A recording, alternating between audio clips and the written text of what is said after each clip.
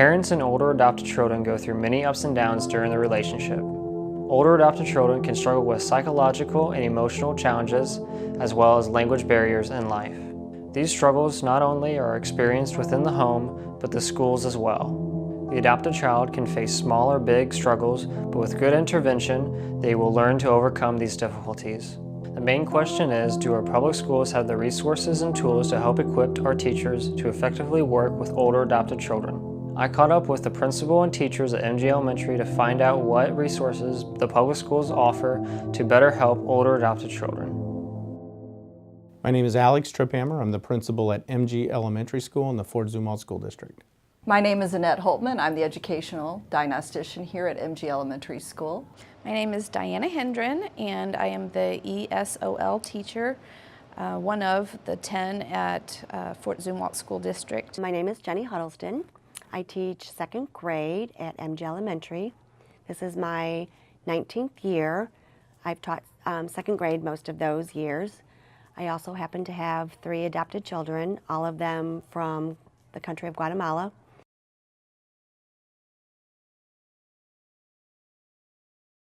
In Fort Zumwalt, we offer the ESOL program, which is for English language learners.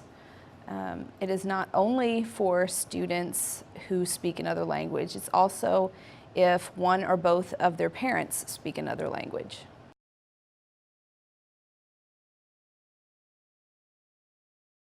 As far as specific training to work with adopted children or children with a second language, their classroom teachers really do not receive additional training. It's just the general ed. You get what you get and do the best we can.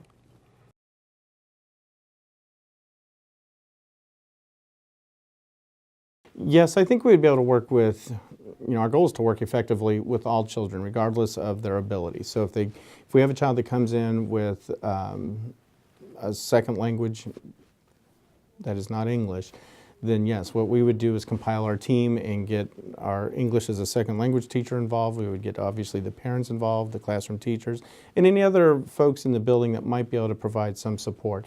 Oftentimes that also includes our reading teacher. So we kind of take an all hands on deck approach to do whatever we can to help the kiddo kind of make up those gaps in language.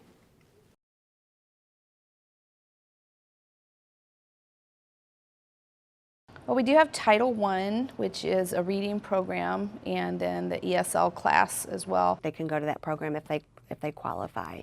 So I have a couple different kids. Sometimes they go once or twice a week. I have a couple kids that go 3 times a week for a half hour. Sometimes they qualify for Title I reading, our STAR reading program here, where they get additional help in reading with the comprehension, and I think that helps with just building the vocabulary. What we try to do is we try to provide, or we rely on her intervention and strategies of what can be used in that, or utilized in that classroom. As far as a referral for special education evaluation, that is one of the last things that we really want to do.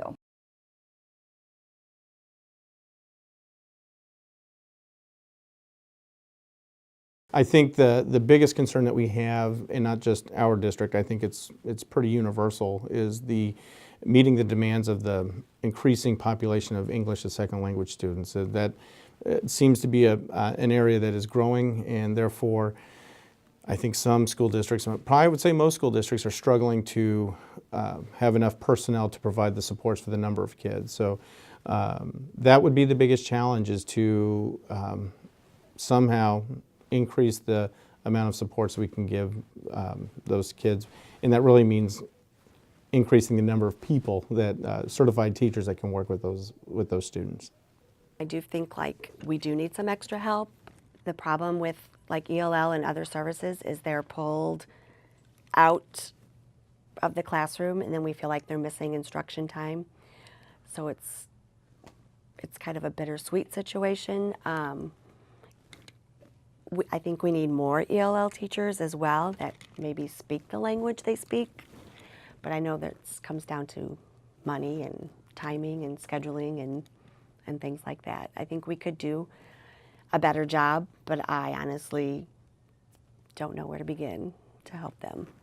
think they need more teacher training on that, either through workshops, through classes, through training, just working with the ESL teachers. A lot of times the teachers, it's scary to them when they have a student who does not speak their language, and I think if they had more understanding and more work with the ESL teacher, it might put them a little more at ease than just having to, go at it alone. I know when I first started teaching, that was very scary, because when you have a student and you have no support whatsoever from help from another teacher, then it is scary. So I think that more teacher training is important.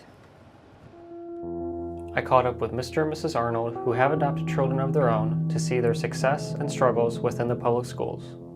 I'm Mike and Cindy Arnold, and we're here today to talk about our 2 adopted children that we have. We have one from Russia, his name's Sergey, and we adopted him when he was 5. And we have Lingley, who is now 10. We adopted her when she was almost 9 years old. Well, challenge-wise with school, when we brought Sergey over, it was November of 2006, and we had intended to not start him in kindergarten until the following school year, and our social worker had told us to get him into school right away because we needed to saturate his English language. And so we did contact the school about getting him in, and this was probably right in the mid or end of February, and at first they had difficulty understanding this because the kids were so far in what they were doing, and we're like, look, we're just trying to help build up his English language. That doesn't matter, and we were going to do kindergarten again. So they did work with us on that. The challenge has been even harder with Lingley because we weren't able to start at the kindergarten level. We had, because of her age, because she was 9, actually when she started, we put her in 2nd grade.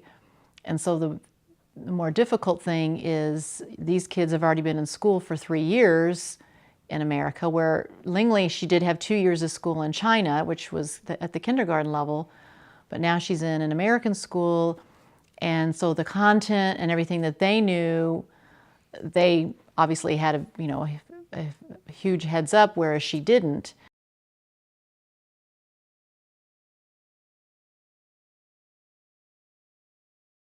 I mean, I think the biggest key is that everyone, teacher, all teachers, and the principals and counselors, everyone in school just opens their arms to this child with some understanding, realizing that, okay, they may only grasp certain parts of what we're telling them, but that's okay. And it's going to take time and have lots of patience, and that there's just a great, they need that understanding, and that as well we communicate as parents and teachers and work together to really help this child. And then, it's okay for them to say, we really don't know what to do. Just be honest, and then let's work together to figure out what's the best plan.